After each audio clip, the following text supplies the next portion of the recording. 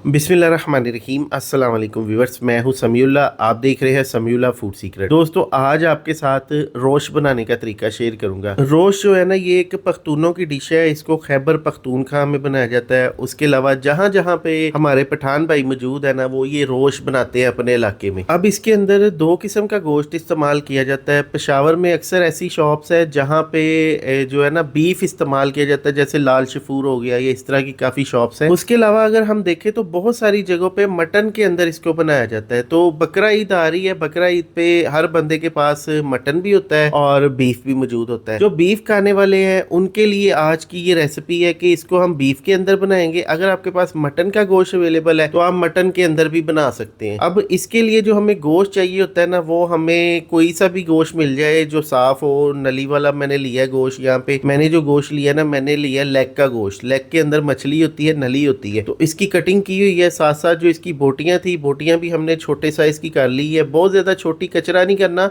बस medium size की बोटी रखनी है। इसको अच्छी तरह धो लेना है, धो के। और अब हम यहाँ पे इसको गलाने के लिए इस्तेमाल करेंगे प्रेशर कुकर। जदीद दौर है, ना ही किसी के पास टाइम है, ना ही हमारे इलाकों में अक्सर गैस वगैरह अवेलेबल होती है, तो हम सिलेंडर पे काम कर रहे होते हैं। तो इसलिए हमने जो गैस की बचत के लिए और अपने टाइम की बचत के लिए ना प्रेशर कुकर का इस्तेमाल किया है। अगर आप इसको खुले पतीले में बनाएंगे तो उसमें आपको ये रोश बनाने में 3 घंटे लगेंगे। प्रेशर कुकर में जो है ना, हमारा बहुत सारा टाइम बच जाता है। ये 30-35 मिनट में तैयार हो जाता है। अब यहाँ पे गोश्त को प्रेशर कुकर के अंदर सेट कर देंगे। अगर इसकी वेट की बात करें तो इसका वेट है 2 किलो। इसके अंदर हमने 3 फूल जो है ना लहसुन के साबुत रख देने हैं। 4 प्याज जो है वो छोटे साइज़ के, ये इसके अंदर शामिल कर देने हैं। 1 इंच का टुकड़ा मेरे पास अदरक का था। अदरक को छील के ना इसके छोटे छोटे पीसीज बना लेने हैं। ये पीसीज हमने इसके अंदर शामिल करने हैं ताकि इसका फ्लेवर पूरा आ सके इसके अंदर। अब यहाँ पे जो है ना, इसके अंदर आलू का भी इस्तेमाल करेंगे। जो बाज़ार में, जो पेशावर में बनाया जाता है ना, उसके अंदर भी आलू का इस्तेमाल किया जाता है। तो आलू जो है ना, आलू हमने 3 अदद ले लिए। इसको हमने काट लिया, काट के इसके छोटे टुकड़े कर लिए। अब बहुत सारी जगहों पे जहाँ पे रोश बनाया जाता है, इसके अंदर चर्बी का यानी कि फ़ैट का इस्तेमाल किया जाता है। लेकिन अगर हम इसको घर में बना रहे हैं तो हम फ़ैट नहीं खाना चाहते, अवॉइड करते हैं, तो आप फ़ैट नहीं भी डाल सकते, कोई मसला नहीं है। अब इसके अंदर हमने सब्ज़ मिर्चें डालनी है। सब्ज़ मिर्चें जो है ना, ये तकरीबन 4 से 5 अदद इसके अंदर डाल देनी है। ये जो है ना, इसके अंदर बड़ा ज़बरदस्त फ्लेवर डालेगी।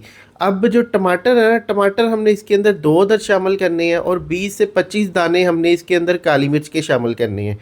अब यहाँ पे इसके अंदर हम खुशबू के लिए ना इसके अंदर ज़ीरा शामिल करेंगे। कमर्शियली तौर पे तो ज़ीरा नहीं डाला जाता, लेकिन ज़ीरे की जो खुशबू है ना, यकीन करें जब रोस्ट को दम आ रहा होता है ना, तो पूरे इलाके में फैली होती है। इसके लिए आपने ज़ीरा लाजमी इस्तेमाल करना है। ज़ीरे का पाउडर बना लेना, वो शामिल करना है। फिर इसके अंदर 1 टीस्पून नमक शामिल कर देना है। अगर आपको फ्रेश लीमू मिल जाते हैं तो एक बड़ा लीमू ले, उसका रस इसके अंदर डाल दें। नहीं मिलता तो जैसे मेरे पास सिरका मौजूद है, मैंने इसके अंदर 1 टेबल स्पून सिरका डाल दिया। अब इसके अंदर हमने पौना लीटर पानी शामिल करना है। पानी शामिल करने के बाद इसको अच्छी तरह एक दफ़ा मिक्स कर देंगे। मिक्स करने के बाद ना, यहाँ पे हमने प्रेशर कुकर को बंद करना है और तकरीबन हमने पहले जो 5 मिनट होते हैं ना प्रेशर कुकर के, वो चलने के होते हैं। जब प्रेशर कुकर चल जाता है, इसके अंदर गैस भर जाती है, इसकी विसल चलना स्टार्ट हो जाती है, तो उसके बाद हमने गैस के फ्लेम को लो टू मीडियम कर देना, बिल्कुल हल्की आग कर देनी है। और इसको हम 1 घंटे के लिए पकाएंगे। दम वाली आग पे पकाएंगे। दम वाली आग पे प्रेशर कुकर के अंदर कभी भी गोश्त का पानी खुश्क नहीं होता। पौना लीटर पानी हमने इसके अंदर डाला है और जो गोश्त ने अपना पानी भी छोड़ना है, तो इसलिए ये 1 घंटे के अंदर जो है ना, कुकर के अंदर पानी खुश्क नहीं होता। 1 घंटे बाद इसको हमने खोल लेना है, इसकी स्टीम रिलीज़ करनी है। और देखिए, इसके अंदर जो है ना यखनी भी मौजूद है, आलू भी अच्छे से टेंडर हुए हैं, गोश्त भी अच्छे से गला हुआ है। और जो इसके अंदर हमने वेजिटेबल इस्तेमाल किए हैं, टमाटर, प्याज, लहसुन, वो भी देखिए अच्छे से गल चुके हैं और सारा फ्लेवर जो है ना इस यखनी के अंदर आ चुका है। और बोटी की कंडीशन देख ले, बोटी भी अच्छे से सॉफ्ट हो गई है, बिल्कुल नरम हो गई है, मक्खन मलाई की तरह। तो अब जनाब इसकी सर्विंग का टाइम है। सर्विंग के टाइम हमने इसके ऊपर डालना है घी। घी ले लेना है तकरीबन आधा कप। इसको अच्छी तरह गर्म करना है। तेज़ खोलता हुआ गर्म घी जो है ना इसके ऊपर डालना है। ये एक केपीके की ट्रेडिशनल है, जब भी वो रोश बनाते हैं ना तो इस तरह वो ऊपर घी डालते हैं। इससे एक तो चमक आ जाती है गोश्त के अंदर, दूसरा ये है कि इससे एक टेस्ट भी आ जाता है इसके अंदर, फ्राई फ्राई फ्लेवर आ जाता है। तो ये करने के बाद अब इसकी रोश की ना सर्विंग है।